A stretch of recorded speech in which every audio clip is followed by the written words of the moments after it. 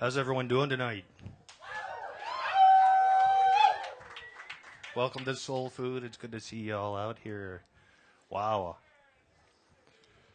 So, we're here tonight in sort of community celebration again. You know, this has always been a house of artists. You know, whether it's poetry, written word, whether it's music, you know, or drumming. You know, the things that come from our heart. And one of the things that we've I think featured a little too little of is what we're featuring tonight. And that's independent filmmaking. And we're pleased to bring you a short film by Adam Chambers tonight, and it's going to be a fun night.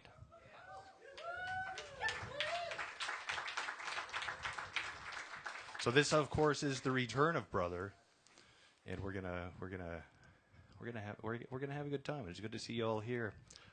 Settle in. We're gonna have some music first. I'm gonna play a few songs. Adam asked me if I would play a few of my favorite songs about brothers, perhaps. And then Clint McCune's going to come up and play some songs for us. And we're going to have a nice, casual, relaxing evening. And enjoy the community. Celebrate the art that goes on here. You know, this the homegrown art in our community. And, you know, it's hard to get this anywhere else anymore. And we're quite honored to be able to bring it to you. Thank you.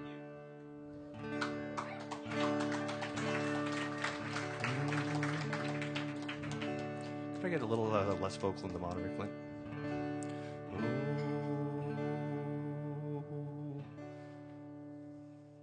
I should warn you that all the songs I know about brothers are fairly somber.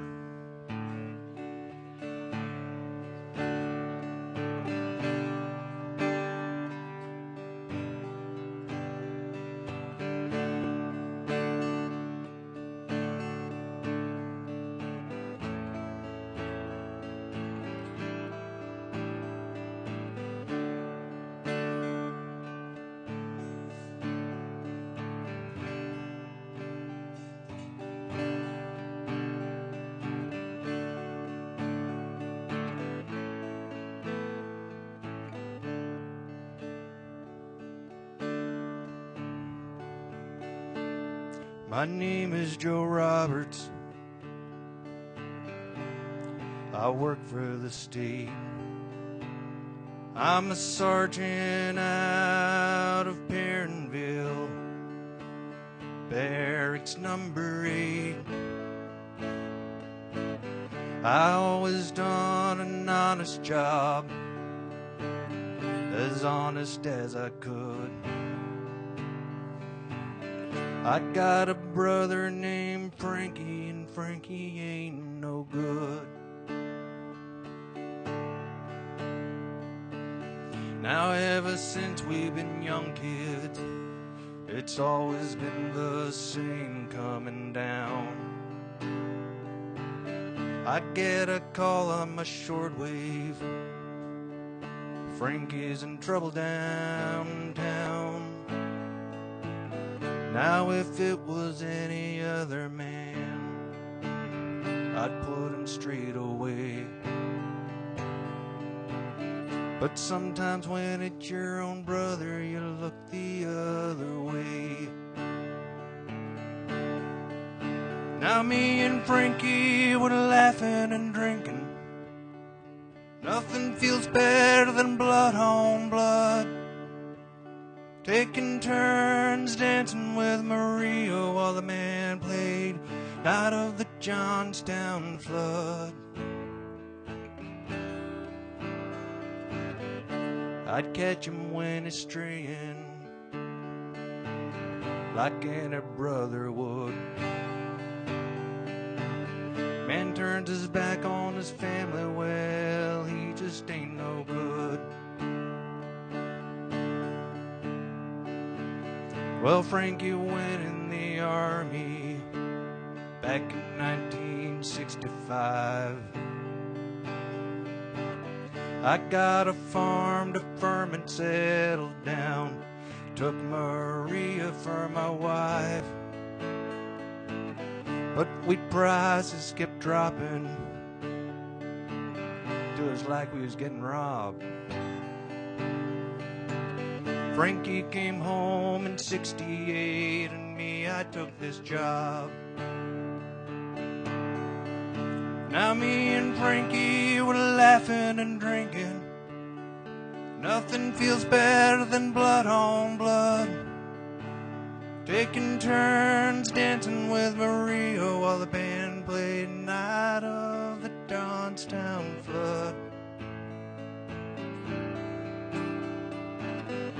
I'd catch him when he's sober, teach him how to walk that line. Man turns his back on his family, well, he ain't no friend of mine.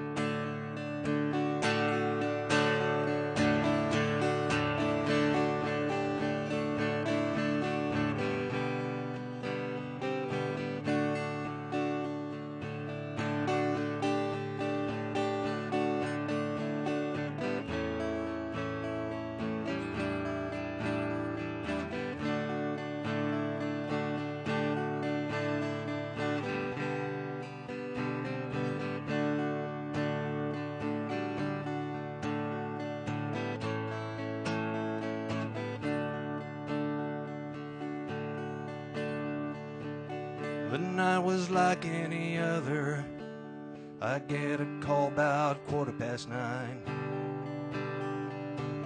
There's trouble out in this roadhouse, out on the Michigan line. There's a kid lying on the floor, bleeding hard from his head. A waitress in a booth crying, and it was Frank, they said. I went out, I jumped in my car, and I hit them light. I must have done 110 through Michigan County that night. And then there at them crossroads, just past Willow's Bank, in a Buick with Ohio plates behind the wheel was Frank. I chased him through them county roads till a sign said, Canadian border, 5 miles from here.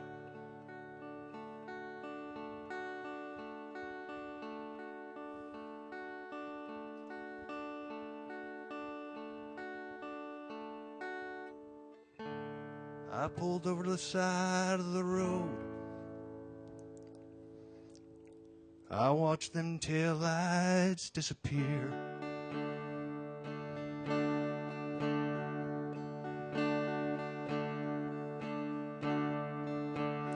Me and Frankie were laughing and drinking. Nothing feels better than blood on blood. Taking turns dancing with Maria while the band played Night of the Johnstown Flood. I'd catch him when he's straying, like any brother would. Man turns his back on his family, well, he just ain't no good.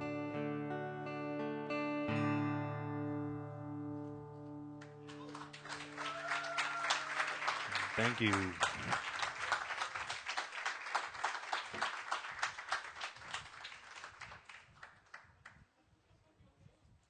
I think Neil Young said something like, when I get big, I'm going to get an electric guitar.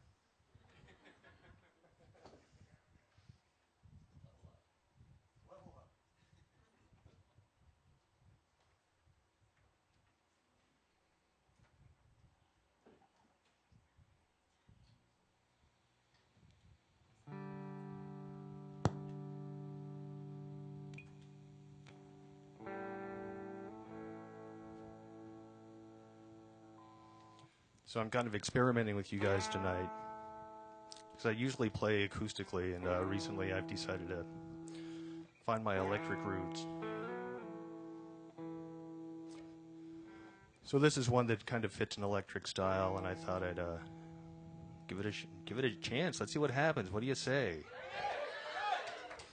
Okay, this is a song that provides an interesting dichotomy because it's about one of the greatest horrors that you can go through, and that's going through war and the effects that can have on people, and the foolishness of it, the horror of it, and all that goes along with that, and the dichotomy that goes with that of there's bonds that are formed by people that go through that are perhaps at our level of consciousness are nearly impossible to duplicate.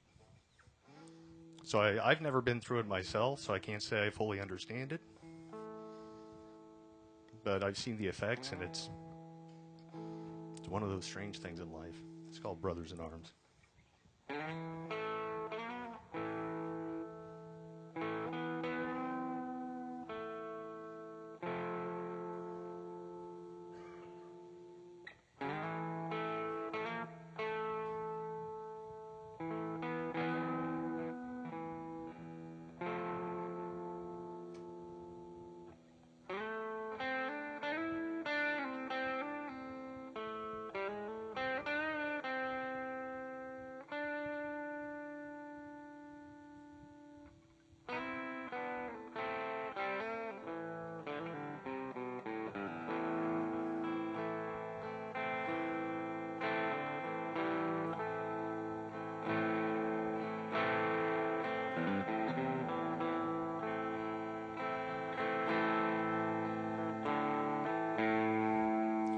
These mist-covered mountains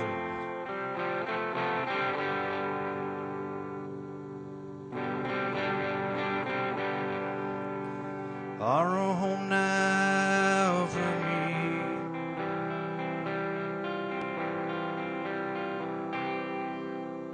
But my home is the lowland.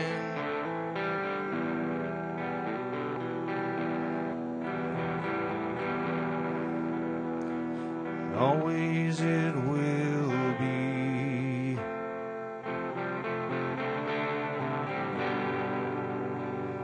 Someday you'll return to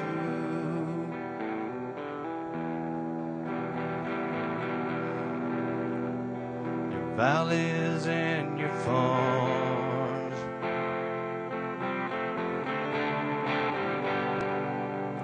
and you'll no longer burn to be brothers in arms.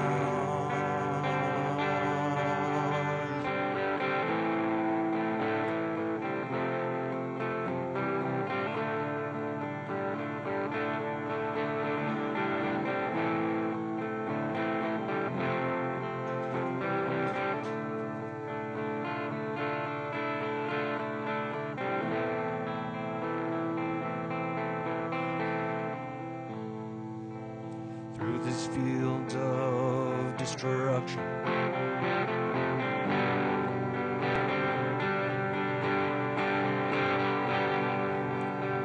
baptisms of fire,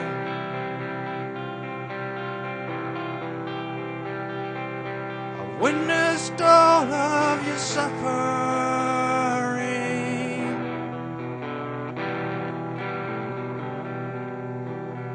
As these battles they rage higher,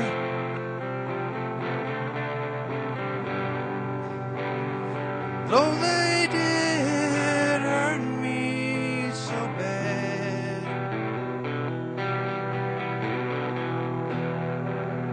through the fear and alarm, you did not desert me, my brothers in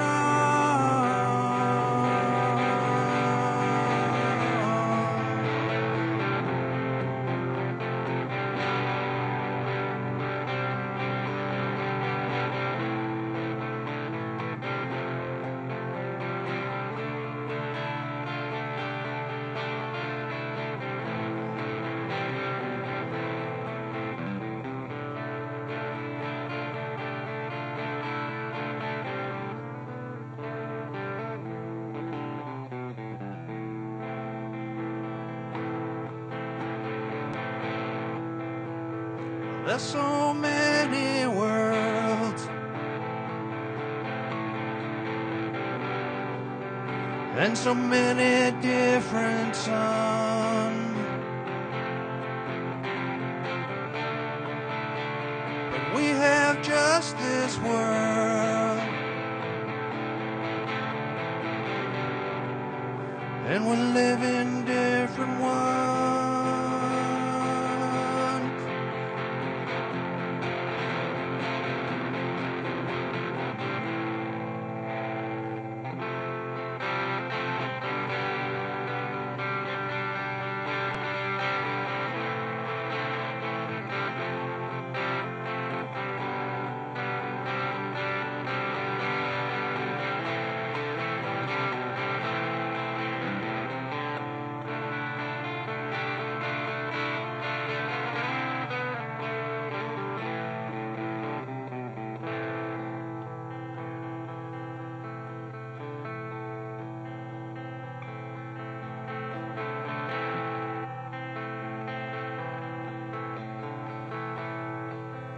Now the sun's gone to hell,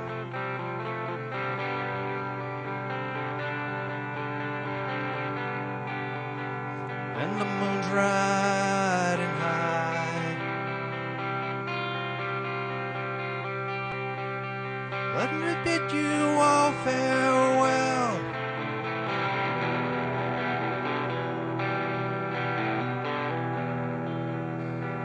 Each man has to die,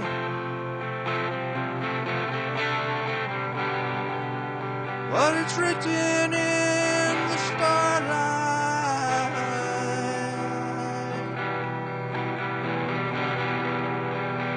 Every line in your poem, that we're fools to make war on our brothers in arms.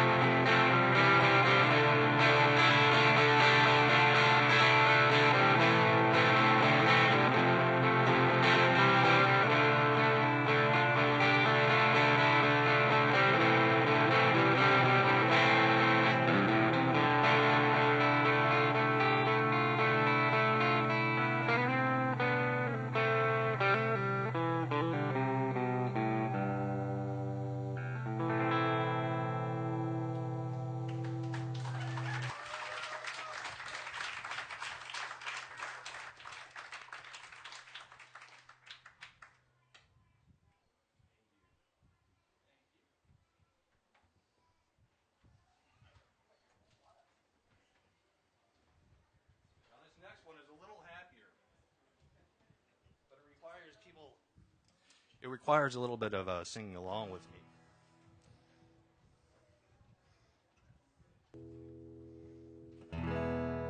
It's an oldie but a goodie.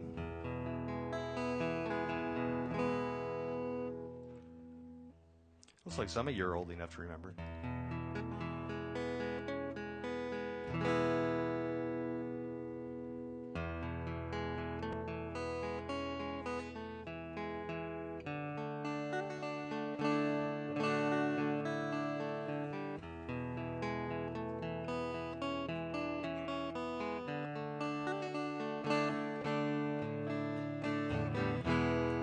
Love is but a song we sing, fear is the way we die.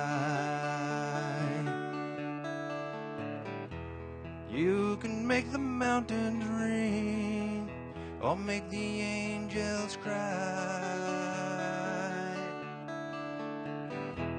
Know the dove is on the wing, you need not know why. Come on, people, now, smile on your brother. Everybody get together, try to love one another right now.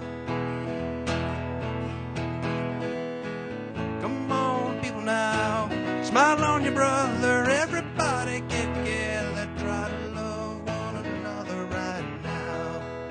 See, you found your part.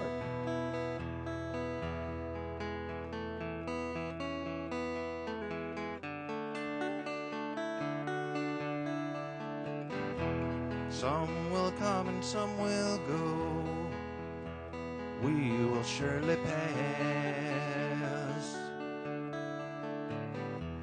When the one that left us here returns for us at last, we are but a moment's sunlight fading in the grass. Come on, people, now, smile on your brother. Everybody get together, try to love one another right now. Come on, people, now, smile on your brother. Everybody get together, try to love one another right now.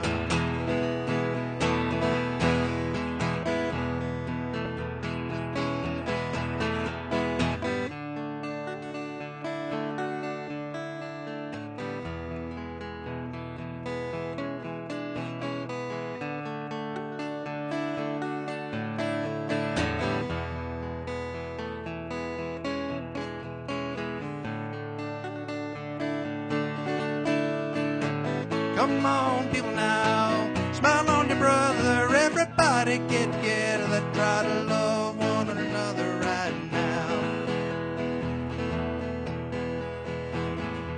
So if you hear the song I sing, you must understand.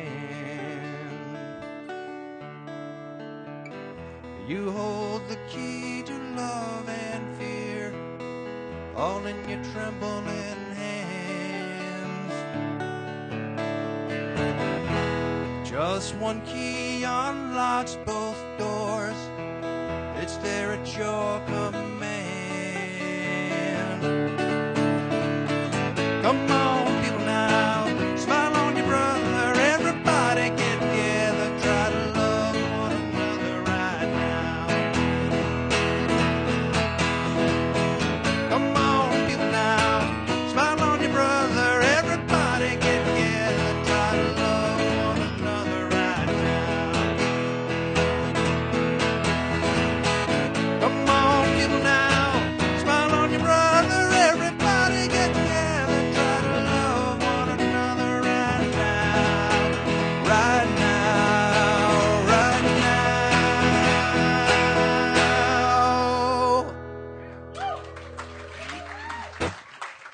Thank you all. Thank you all very much. We got a lot more coming up for you. Racing towards the stage. You know why we're all here. We're here to screen the film Brother by Captain Adam Chambers back here. And, of course, the star of that film is our very own Clint McCune. So let's welcome him to the stage now, and he is going to light it up like only Clint McCune can.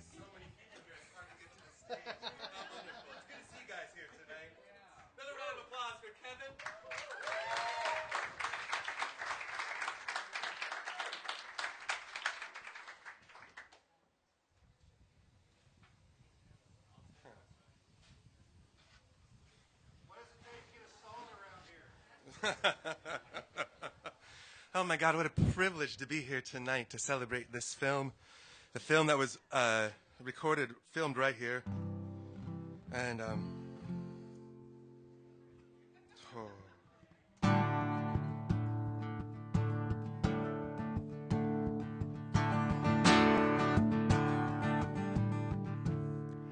we played King of the Mountain out on the end. The world come charging up the hill, and we were women and men. But there's so much that time and memory fade away. We got our own roads to ride, and chances we must take. And it's a ride. And there ain't much cover,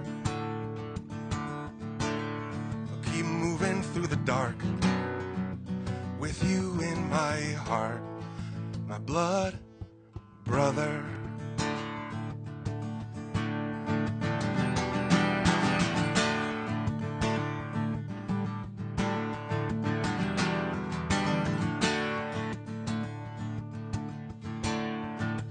There's so much that time and memory fade away. We got our own roads to ride, and chances we gotta take. And through the houses of the dead, past those falling in their tracks, always moving ahead and never looking back. Now I don't know how I feel. I don't know how I feel tonight. If I fall beneath the wheel, if I've lost or I've gained sight, and I don't even know why. I don't know why I made the call, or if any of this matters anymore after all. The stars are burning bright, like some mystery uncovered. Keep moving through the dark with you in my heart. My blood brother. We played King of the Mountain.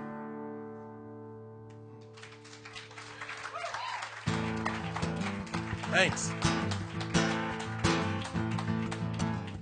When Captain first told me about this project, he said he was going to use a Super 8 camera.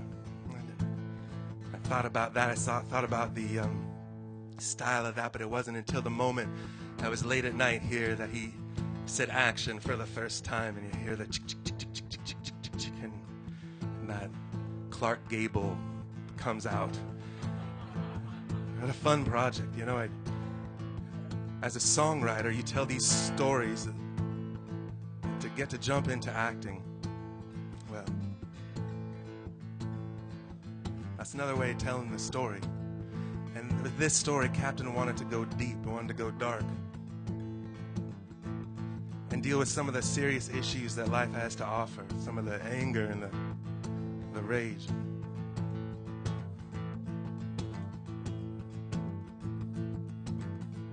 Sometimes I feel like a motherless child. Sometimes I feel like a motherless child. Sometimes I feel like a motherless child. A long way from home.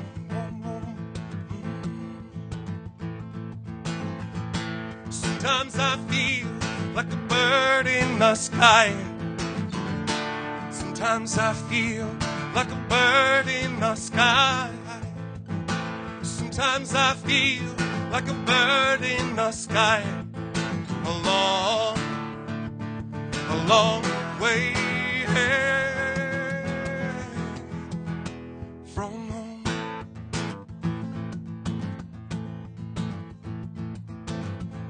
Sometimes I feel like I'm almost gone. Sometimes I feel like I'm almost gone. Sometimes I feel like I'm almost gone. Such a long way from home.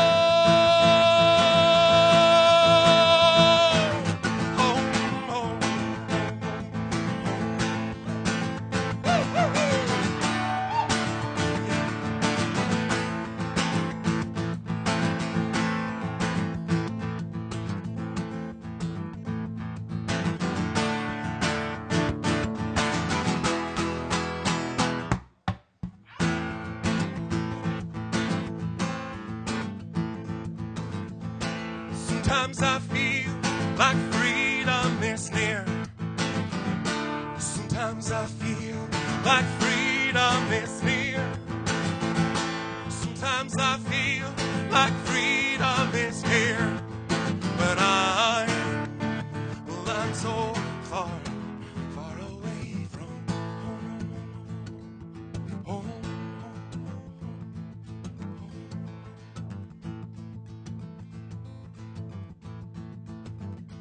Sometimes I feel like a motherless child.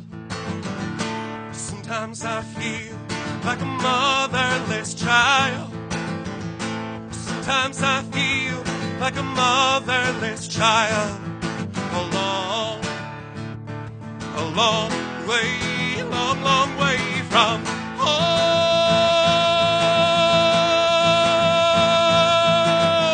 Home, long way from home.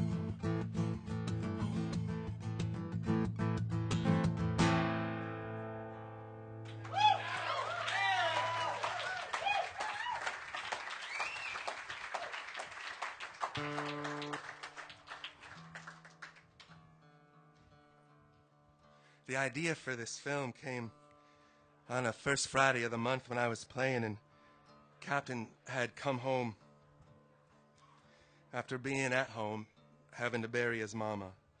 And he came home heavy in his heart.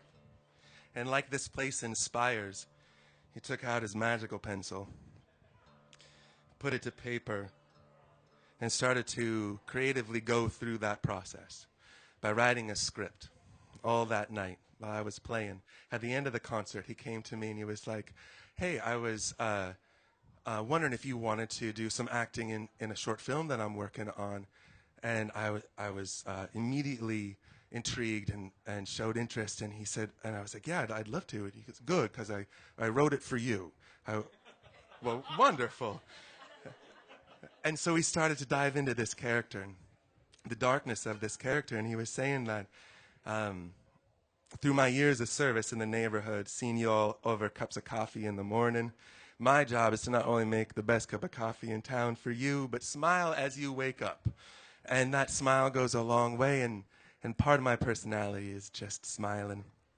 And Captain wanted to see what it would be like if I went into a rage space and dealt with that loss of losing his mama. At the same time, I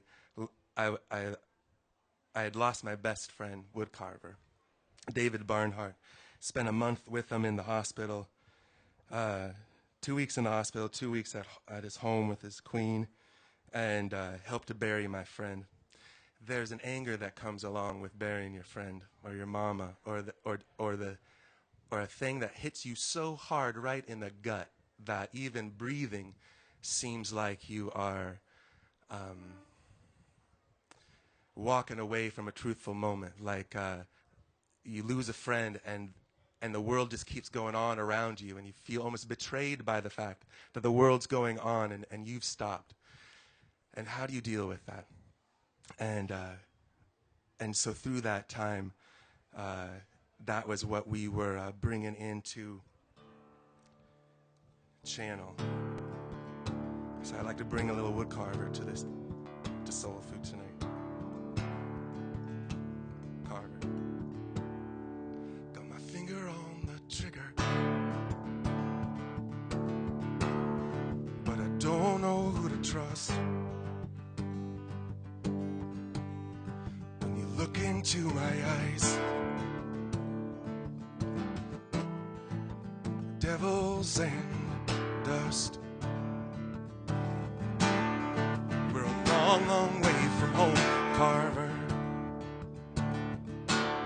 Home's a long, long way from us.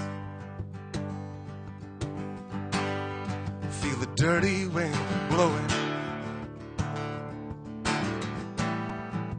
Devils and dust. I got God on my side, and I'm trying to survive. If what you do to survive kills the things you love. Fear's a powerful thing. Turn your heart black, you can trust. It'll take your God-filled soul, fill it with devils and dust.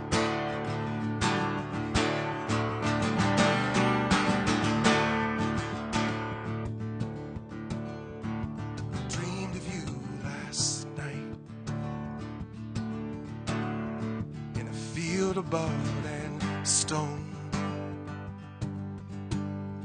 where the mud began to dry and the smell began to rise.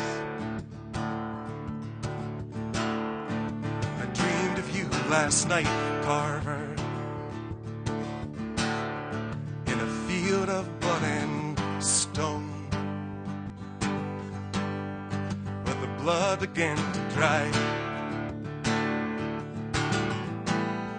and the smell began to rise. Got God on my side,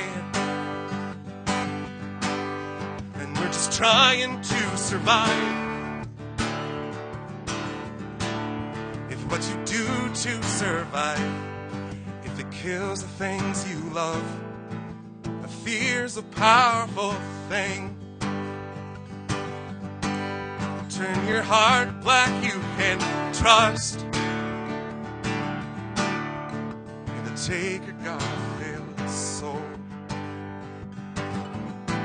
fill it with devils and dust.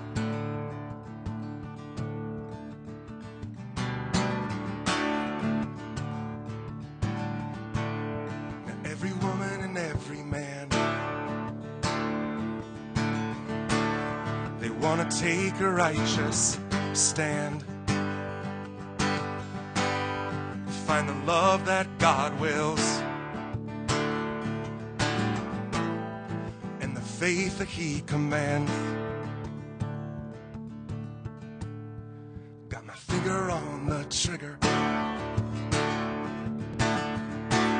Tonight faith just ain't enough. When you look inside my heart,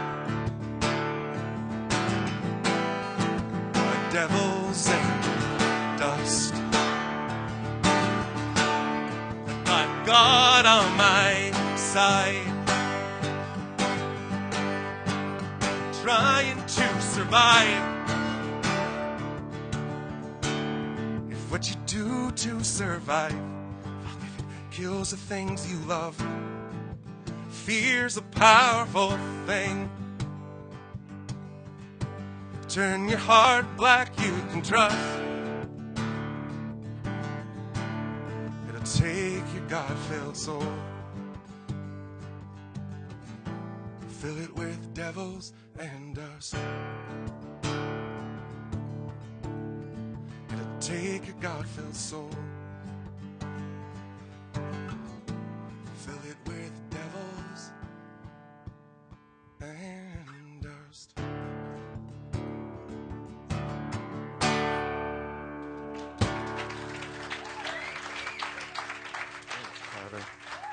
Yeah, thanks.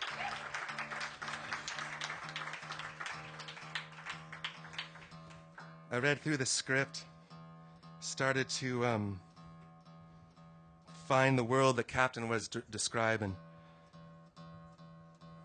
getting the creative freedom to take this character, no name for the character on the script. And as an artist, you try to walk an authentic path through whatever you're doing, whatever art form you're doing. That way you believe us, right? And through finding this character that had no name, I decided to walk this path of, if I had walked a different path, what if this was really me? But this was the me that decided to go into the military at that time and go to war instead of get in the hippie van and play music Or what if this was the me that couldn't let go of that painful thing that happened in life and it scarred me? And I walked around with a chip on my shoulder about it. It was walking through that creative aspect, and through it, I'd take a moment to get into, a few hours to get into character while two incredible tattoo or artists drew tattoos on my arms to create this character. And each tattoo I had designed specifically as if I had a moment happen in life and needed this one date. I had the date where my dad had died on my arm, and I had a cross, just to try to stay authentic and true and be in this world. And then get to a place where the fella in the movie gets thrown out of Soul Food after beating up Taylor, which you should get thrown out of Soul Food if you turn in. And really, you could tell it was acting, because if that was a real fight, I wouldn't be standing here. I know Taylor, you know, and and lands outside on a rainy day, picks up the last thing he has left, and sings out this song. And it's a song I wrote called Hold Fast.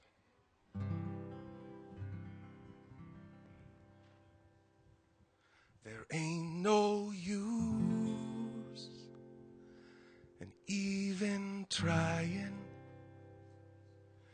I can't see the light through all the lying. And when there's still so much to say, you just turn and walk away. I've got no brother left to fight me. There ain't no law that's gonna right me, for I'm a free and honest man with a heavy heart, no place left to stand.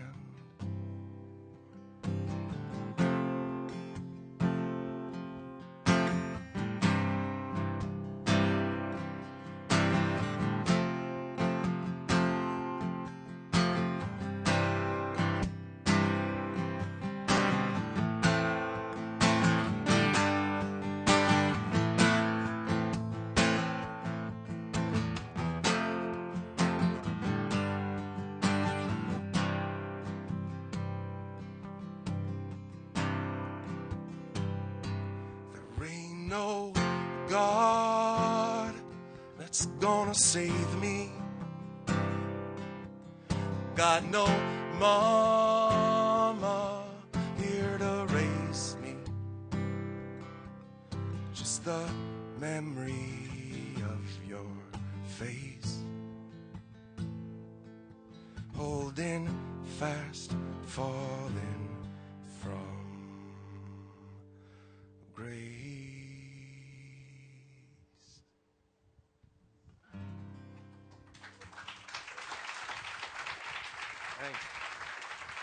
Thank you very much. Yeah. I'm excited to be here tonight. I'm excited to see the film tonight. So I think with no further ado, I think I would like to invite up Mr.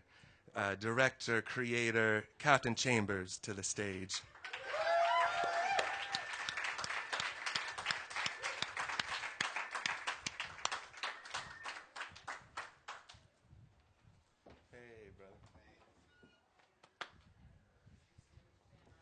Yeah. Ladies and gentlemen, Clint McCune.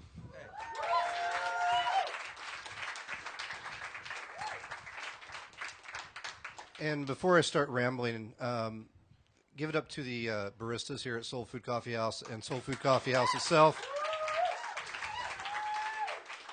Kevin Oakes on sound, and the wonderful guitar playing and singing that I always love from him, starting the night off. So, Kevin, thank you.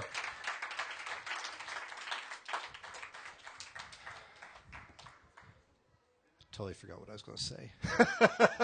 So, yes, this is the return of Brother, and I'm going to try to be brief because those of you who know me I can ramble on. So, you guys want to watch a film. As a filmmaker, I'm a bit different compared to the contemporaries around me. More of a celluloid poet, cinematic artist, something to that effect. And this leaves you in a very lonely place because looking around at what is in the film community and film scene, there's not a lot of room for what I do. I couldn't be doing this over in Seattle right now. There's just not any place for it. There's not any place for it in a lot of the film communities. But I'm the kind of person pretty much who sees a path that I want to go. I've got something inside me that is so passionate I have to get out, and that's how I have to go. That is the path that I have to take, and this film is no different. I'm very inspired by early new wave cinema, which if you've ever watched anything like Breathless or any of the early French new wave films, you kind of see what I'm talking about, and I encourage you to watch those if you haven't. A variety of things influenced me, but basically it's about the story, and you can have all the polished audio, the polished cinematography, the polished acting you want, but if the story is not there, then it's crap. And I see a lot of stuff out in the film community these days, and it's like it's picture perfect and squeaky clean, and the story does nothing for me. And I'm not saying that I'm a genius. I'm far from it. I'm not saying I'm the best director, but I am the best at what I do, because what I put to film, what I put to paper, is exactly how I want it. It's exactly the best honest representation from within me. And I don't believe in amateur or professional. It's like we want to have these dividing lines everywhere, and it's like, what does this person honestly do? This is what I honestly do. And so I ask you to accept it as such. And now I'm going to talk a little bit about the film. Yeah, we had a little bit of a problem, or I had a little bit of a problem last year at the premiere. First of all, as Clint said, my mother passed away, and I immediately started writing the script. And all of my films are somewhat autobiographical, and so there's quite a bit of myself in this film. We went through a great process and an amazing cast and crew. And another thing that I've heard often is people will tell you, don't shoot a film with your friends. That's a load of crap as well. That's one of the best things to do, because you got an amazing group of people to work with, and I think the ideas and the process just flows so much easier, and it's more productive because you've got amazing people around you that are helping you reach this point.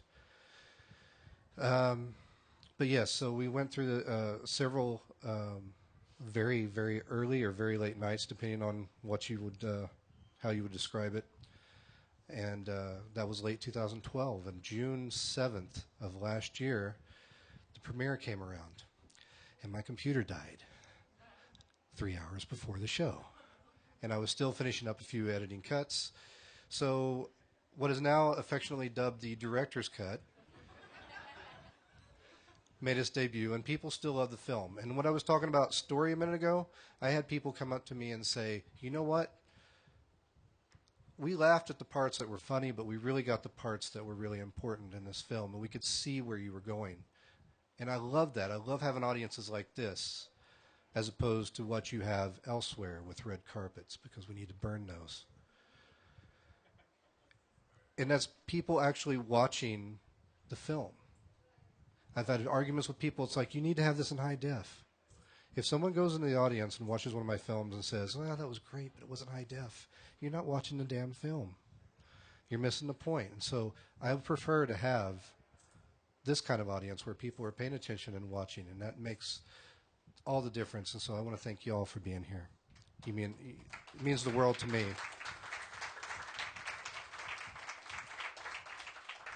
And to quote a famous movie, if you're a brown coat, for anybody who might know who that is, I aim to misbehave, so I don't conform, and I'm going to continue to do so. And so, whereas I'm out in the field by myself in the way that I shoot and direct and the way I choose to create, I'm going to turn around and take it back into those places and infiltrate wherever I can. So as I'm working on this film, I've got others.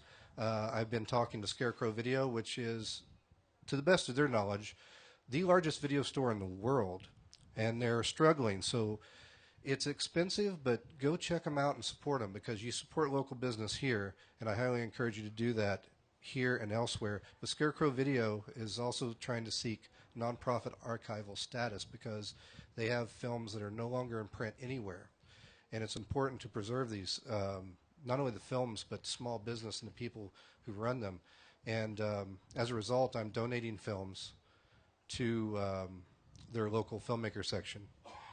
So you will be able to go and rent Captain Chambers films if you're so inclined at a certain point in the future. And also, I'm looking at doing a tour of the films, including Brother. I'm going to try to wrap this up because I can. Hey, shut up.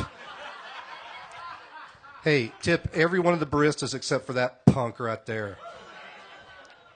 Yeah. But I do want to acknowledge Clint.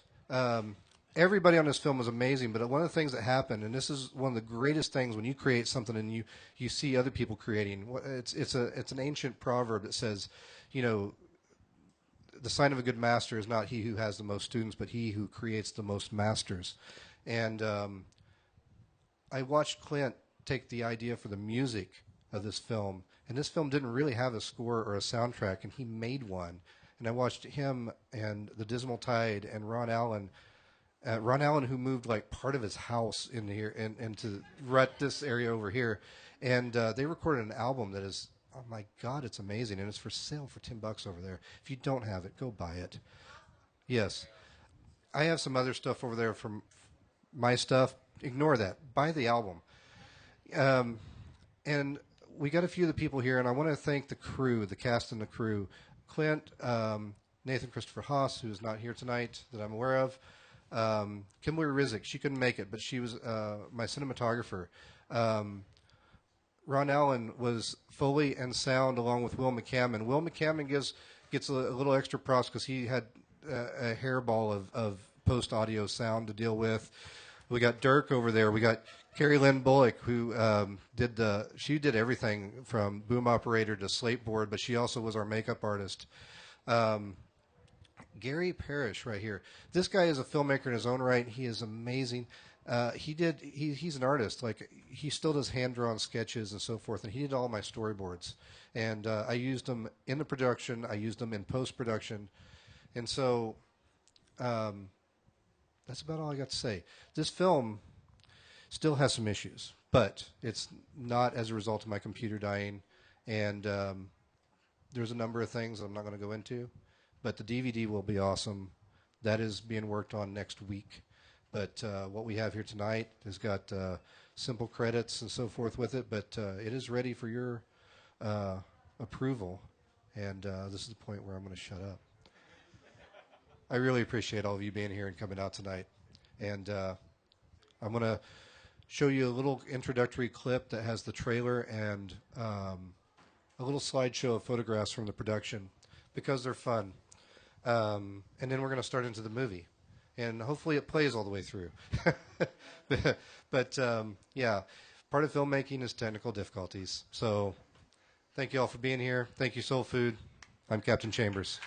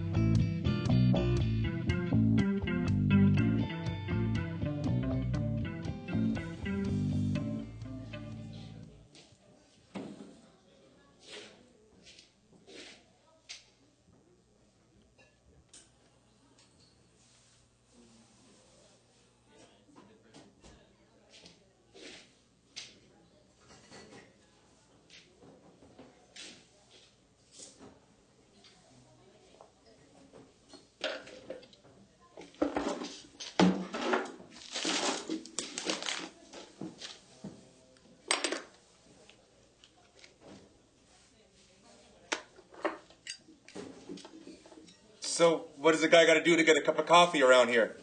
You gotta order at the counter. You got to order at the counter. I'll take a cup of coffee.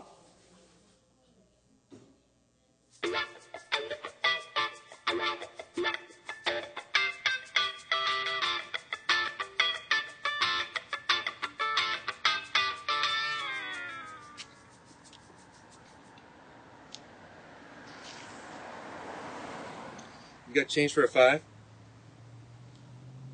What? You got change for a $5? I don't know. What do you mean you don't know? Either got change or you don't got change. And I'm not asking for money, I got money. You know? I'm just trying to. You know, the whole fucking world's changed and you don't got any change? No. Come on, man. No, I don't Take know. the fucking money. What are you looking at?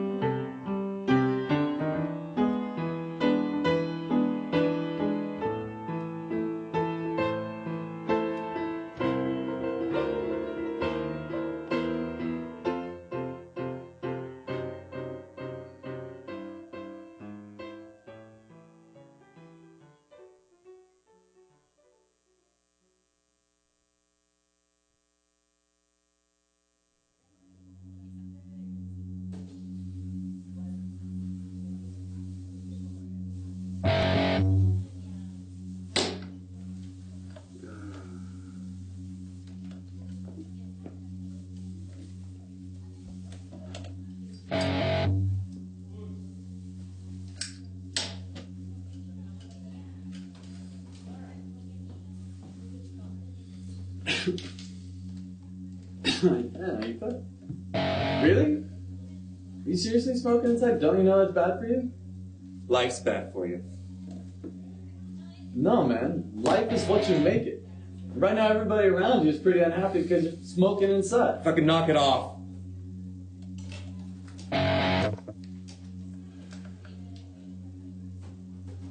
Man, damn it.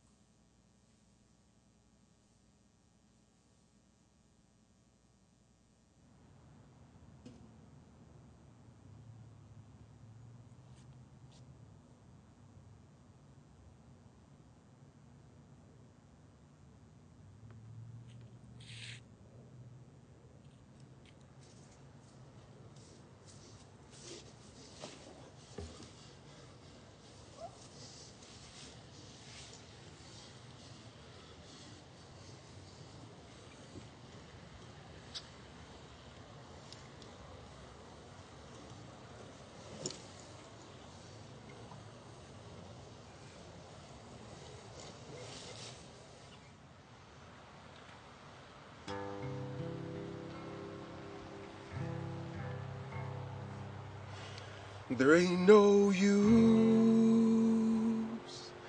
in even trying.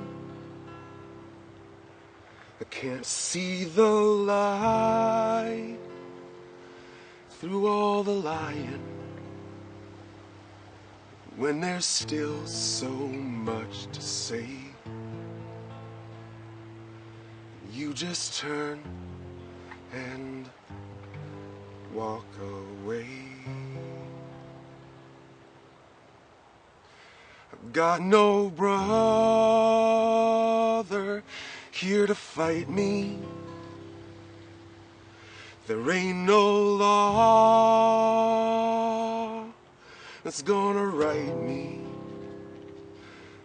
from a free and honest man. With a heavy heart, no place left to stand.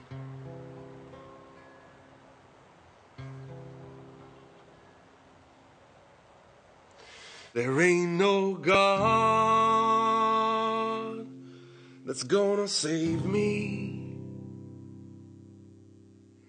I got no mama here to raise me. Just the memory of your face, holding fast, falling from grace.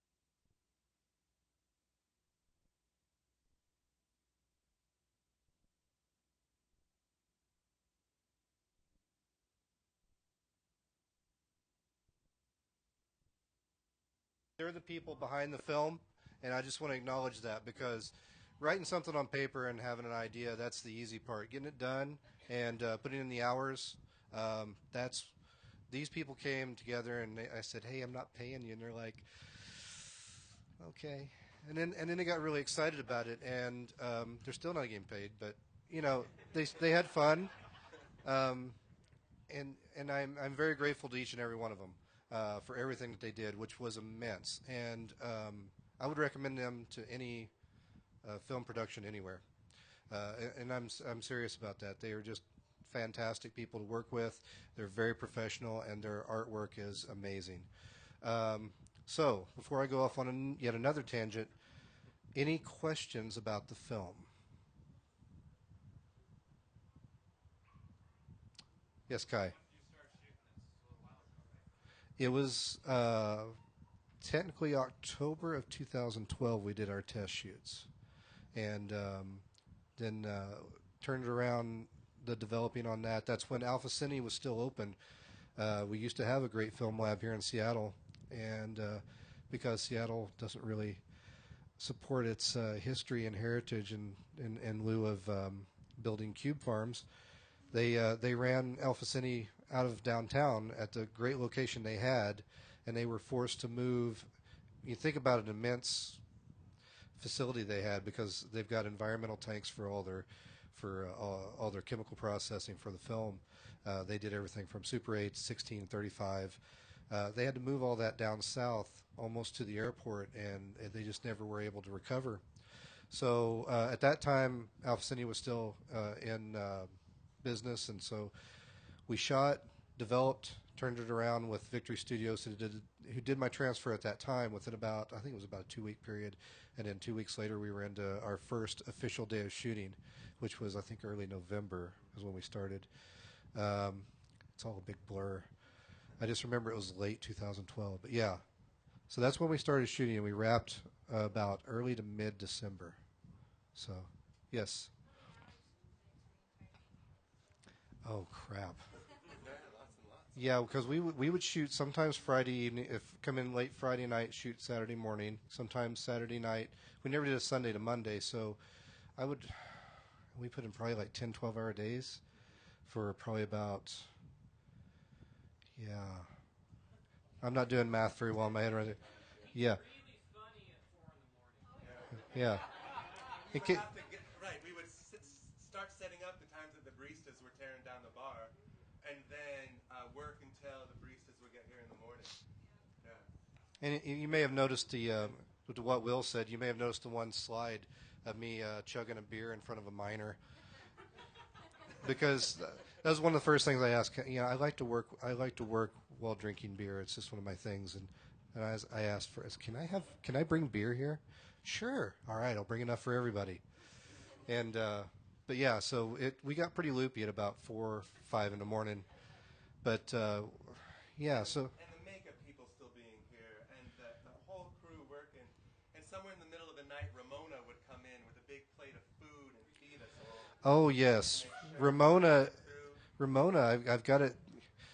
Yeah, that was amazing. She came, and I don't know when she sleeps, but she came in like in late over here. It's like she brought like soup and a cheese platter, and it's like it's not something she bought at Costco. She prepared it, and she brought it warm bread, soup, bowls, utensils.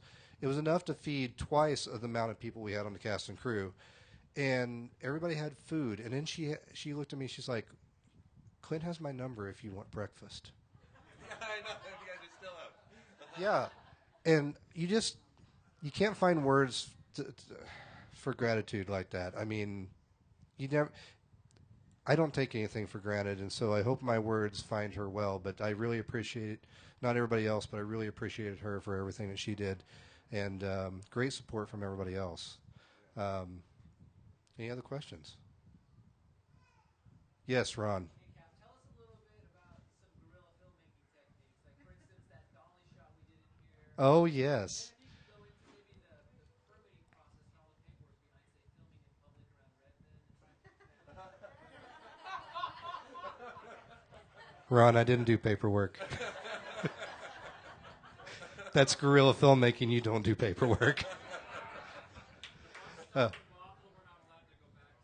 Yeah, we shot it. We shot on location in Bothell at a bus stop because I take my crew to the finest places. No, what he's talking about, and this is going to be in. We have some behind the scenes footage that I'm going to cobble together. Thanks to Ron and Will for documenting, and it's going to be on the DVD along with the director's cut that everybody loved. We had a dolly shot, the one that started here at the wall guitars and came around to Clint's character sitting on the floor looking at the photograph. That is a guerrilla filmmaking technique. I bought it for $10 off of Craigslist. It's an old wheelchair, and when I answered the call and met the guy to pick it up for $10, he said, "Well, what are you going to use this for?" And I said, "Well, I'm a filmmaker." He goes, "That's what I had it for." So it's and basically I sat in the wheelchair with the camera handheld, and Ron pushed me around. And I'm not gonna spoil it for you. You'll have to buy the DVD and watch the behind the scenes. But yeah, it was epic. I think we had a lot of fun on that night, particularly. Yes, that never stops. Any other questions? Oh, Gary. First off, I want to thank you for the invite. I had a great time. Thank you. There's no right answer or wrong answer to this, so I'm going to direct it to each one of you. How many loads of graphite did you go through on your magic pencil? And how many cigarettes did you smoke? I know.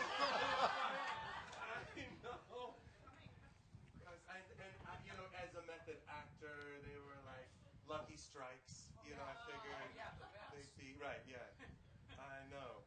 Like Taylor summed it up really by giving me shit for smoking, and that's how I'll handle it too. If you guys. Okay, Taylor, bring it on.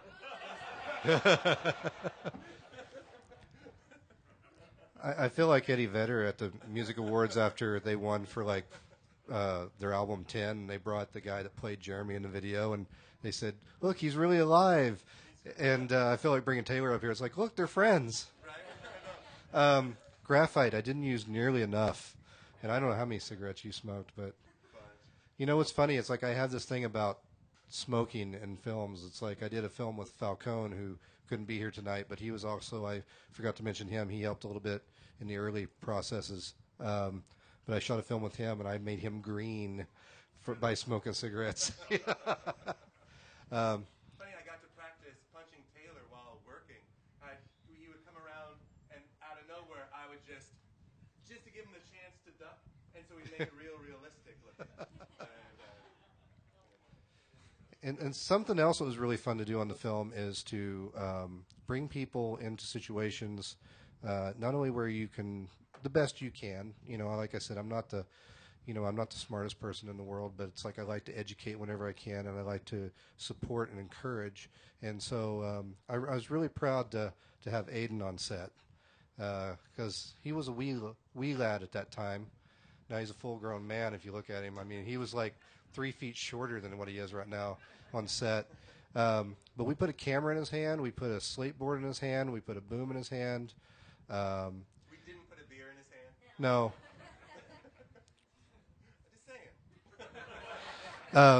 One of the things too that was really awesome is we were framing up a shot, and I would just randomly say, "Aiden, what do you think of that?"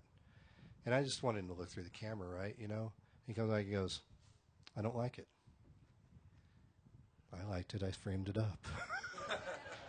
And he's like, "No, it's like you can't. It's not enough headroom there from top of his head to the." And I looked in there and I was like, "Oh, shit, you're right." So, but I'm really glad that you were on the set, man. I really appreciate that. And it's nice to see someone kind of like really seriously grow up. Like between then and now, it's like he's grown up. Yeah, about a foot, literally. Any other questions? Because I'd really like to see if Clint and maybe Kevin could do another song if there's time. What's next? The next film. Well, I'm writing, and all the problems that, technical difficulties happen, But we're working through a process, and after my computer died, I got a new computer. It's working flawlessly except for the encoding issues I had today at the last minute again. But the thing is, you iron all these out, and you get into a place where you can get a flow going. So I've got new films I'm transferring at Gamma Ray Digital that I've had around for a while. Like I said, I'm putting them in for rent at Scarecrow. I've got a film, bloody hell, I forgot the title of it now. Alex Riegel and Matthew Becker, who did all the artwork, tattoos, they're actual artists that do comic book style stuff, and I like to challenge people, and I want to challenge them to do matte paintings, just like the early films of the 80s, Lucas, Spielberg, just about the epic scenes you see, Raiders of the Lost Ark and Star Wars. There's tons of matte paintings in there, and I want to challenge them to do that. So I have a film that's kind of it's got a sexual side to it. It's depraved society again, going down on that dark, deep path, and then bringing it back to a positive end. And it's loosely based on the Poe toaster. Does anybody know about the Poe toaster? As I pop into the microphone. Edgar Allan Poe's grave was visited for 60 years by someone who is affectionately known as the Poe toaster. No one really knows their identity. After 60 years, they stopped, but every year on the anniversary of his death, they would leave, I think, a glass of cognac and a rose and something to that effect. It's been a while since I've brushed up on it. And so I like that story, and so I'm kind of incorporating that into a machine versus human kind of story. So, and I had a title for it, but it escapes me because I haven't visited the script in a while. And it just takes time, but best thing to do is we're going to be revamping my website. I posted the Brother Facebook page on there. Facebook.com/TheCaptainChambers is the main page. I'm going to update everything on there, and I will definitely tell you what I'm doing next. But the idea is they're not slowing down, so I just got to get them out there.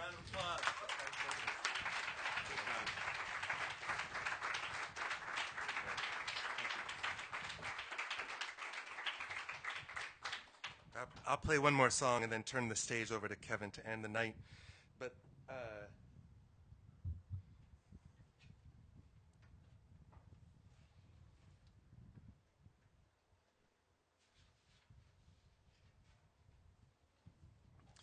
we recorded the album for Brother here in one night session as well on a Sunday night. So from the moment we closed, brought Dylan Warnick's band Dismal Tide in to play on the album. None of them had heard any of the songs before. We learned them that night.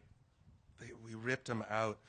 And Steadfast, Mr. Ron Allen, stayed at the helm engineering everything and helped to put the album together. So a round of applause for Ron tonight.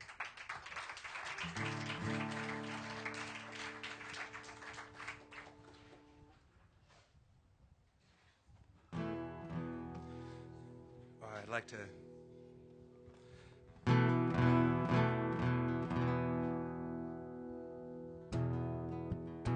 This one's for brotherhood.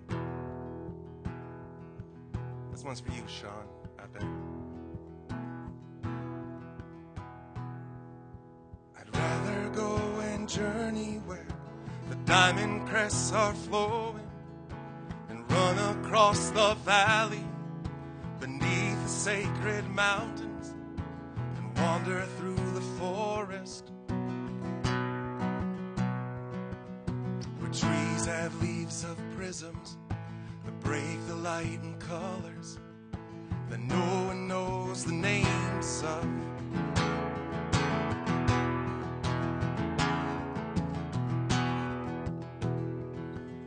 And when it's time, I'll go and wait beside a legendary fountain till I see your form reflected in its clear and jeweled waters.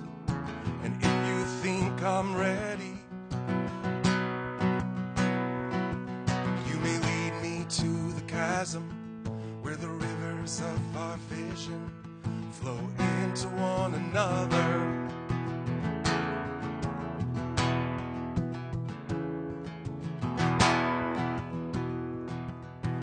I will want to die beneath the white cascading waters. And she may beg and she may plead, she may argue with her logic and tell you all the things you lose that really have no value. And in the end she'll surely know I wasn't born to follow. Wasn't born to follow.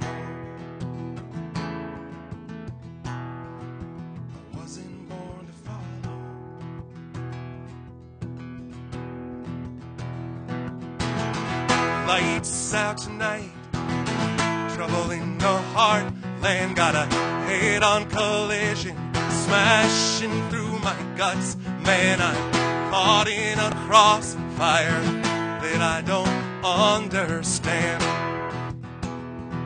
But there's one thing I know for sure, I don't give a damn for the same old played out scenes. I don't give a damn for just the in-betweens. I got my heart, I got my soul, and I got control right now.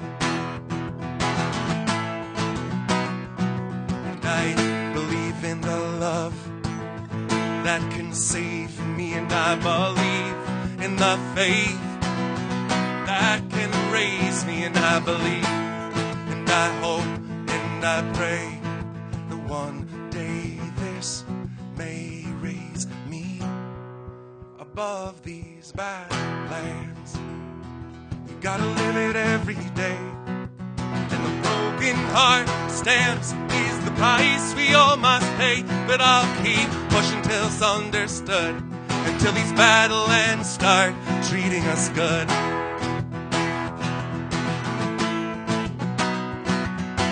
Working in the fields, you get your back burning, working in the wheel. Do you get your facts learned? Well, I got my facts learned real good right now.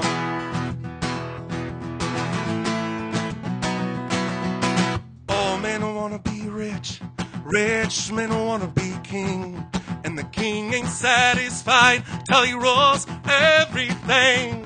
I'm gonna go out tonight, I'm gonna find out what I got. I'm gonna find out who I am. And I believe in the love that you gave me, and I believe in the faith that can save me, and I believe, and I hope, and I pray that one day this may raise me above these badlands. We gotta live it every day. Broken heart stands is the price we all must pay. But I'll keep pushing till it's understood, till these badlands start treating us good. Push, push, push, push, till they tell us the truth. The anger through the rage.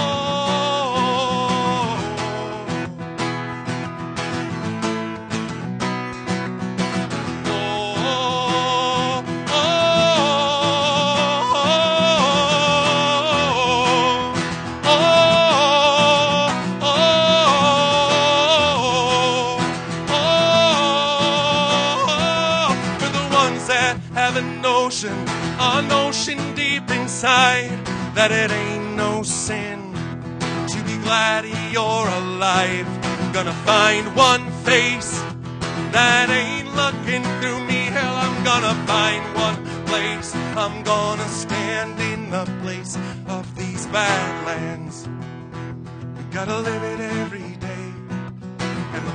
broken heart stands is the price we all must pay. And I'll keep pushing till it's understood, till these Badlands start treating us good. Till the Badlands start treating us good.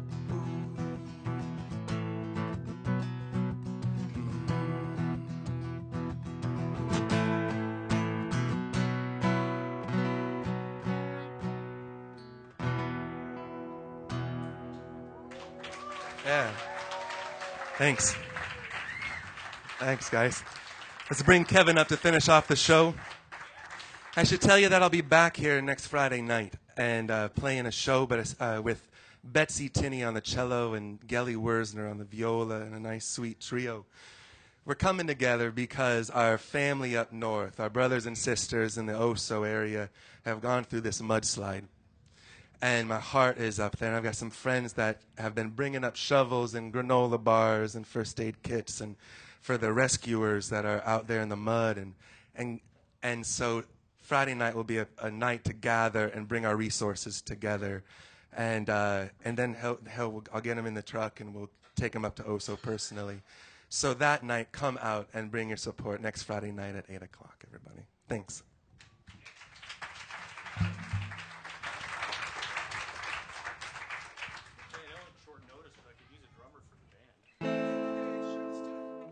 So I want to say that it's an absolute honor to be on this stage tonight and to share this place with this community that's been built through the years. You know, a lot of blood, sweat, and tears through a lot of people, and it's. I got to say, I'm personally very moved and very touched by what I saw tonight, because I was here last year for the original Brothers, for the director's cut, and to see that transformation of what we saw last year and what we saw tonight is just, pardon my F-bombs, but it fucking blew my mind. And it just gives me goosebumps to actually even get to be a part of this community, and you know, that we owe a lot to a lot of different people for that, and a lot of big heart of gratitude for that. But since we're all here, I thought I had to take this moment, you know, to close out the night and get one of the old bands together and play one of our old favorite tunes. And so Deborah Oakes, my sister, is going to come up, and she's got a question for all of you.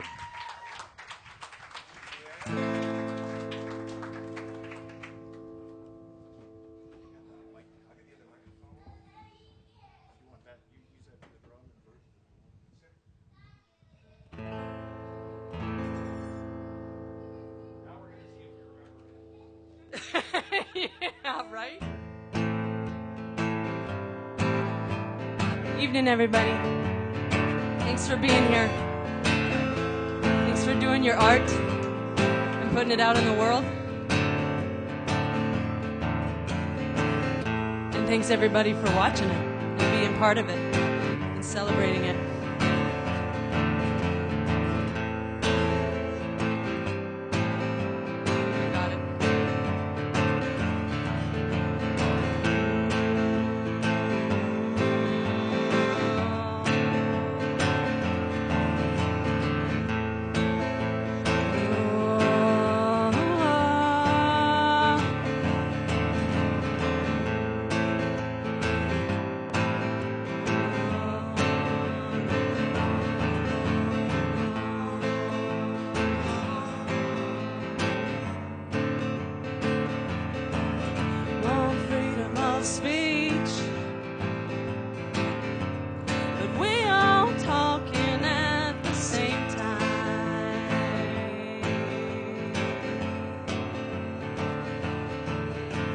Say we want peace,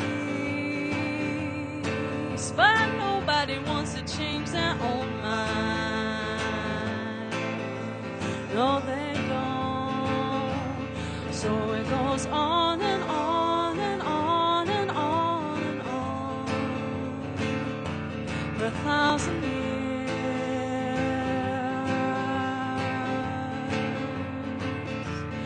Yes, it goes on and on and on and on and on. But language are your tears, are your tears.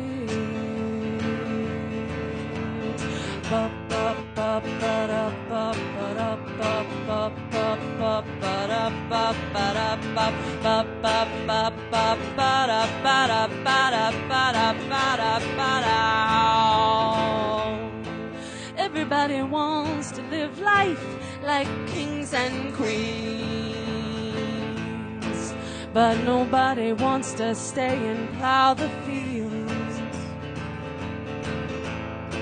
Everybody wants to tell their neighbors how to live, but nobody wants to listen to how they feel. So it goes on and on and on and on and on for 1,000 years.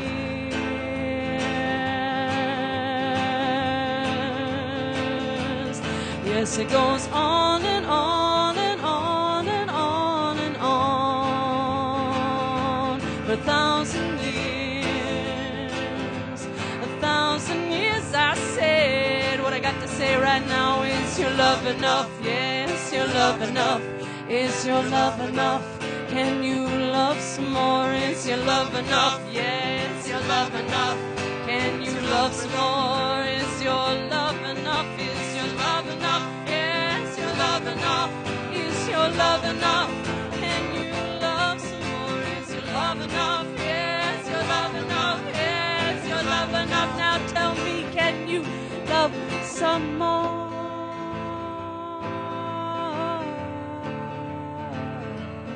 Cause it goes on and on and on and on and on.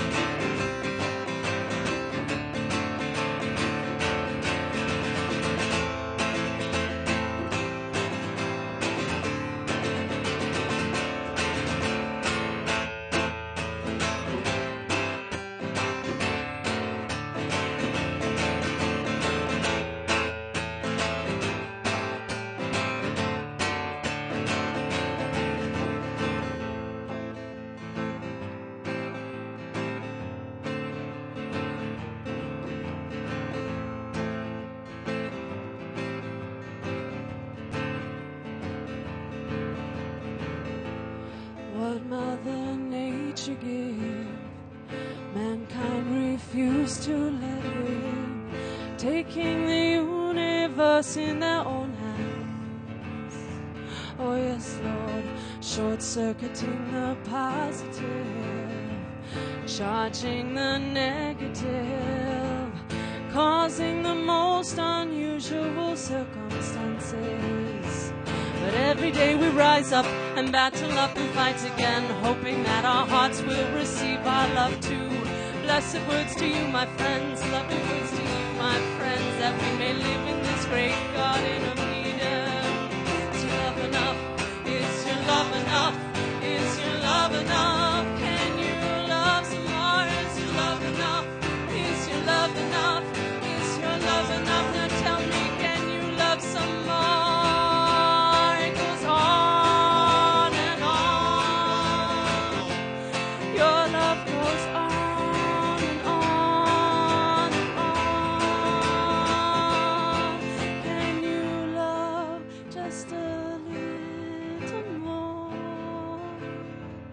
Cause it goes on, it goes on, it goes on. What language do you laugh in? What language do you cry in? What language do you dance in? Make romance in? What language do you make love in? Pray to the above end. What language are your tears?